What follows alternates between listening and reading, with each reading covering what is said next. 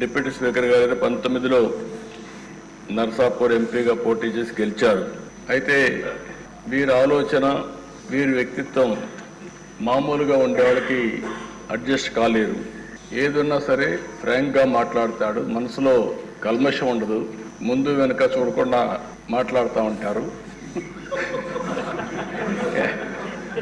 ఎందుకంటే ఓసారి ఫ్రాంక్గా ఉండేటప్పుడు కొన్ని సమస్యలు కూడా వస్తాయి.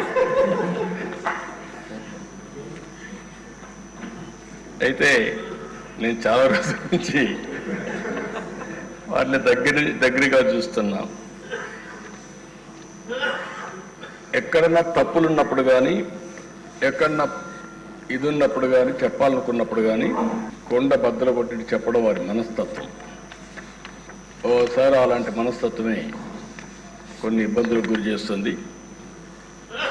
అలాంటి ఇబ్బందుల్లోనే వారు ఎంత టార్చర్ అనుభవించారో ఒక ఉదాహరణ మాత్రం.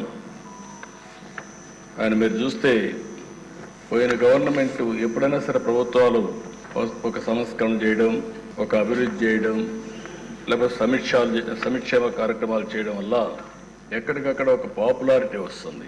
కానీ పోయిన ప్రభుత్వం ఒక టెర్రరిజం, గవర్నమెంటే టెర్రరిజాన్ని స్పాన్సర్ చేయడం అనేది చాలా ఎక్కడ జరగదు. ఏ కొద్ది ఉదాహరణలు మాత్రం మనకు ఉంటాయి. సొంత ఎంపీ విభేదించినప్పుడు ఏ విధంగా ఆయన పైన కక్షగట్టి పనిచేశారో, ఏ విధంగా కుట్రబన్నారో మనం ఒక్కసారి గుర్తుపెట్టుకోవాల్సిన అవసరం ఉంది.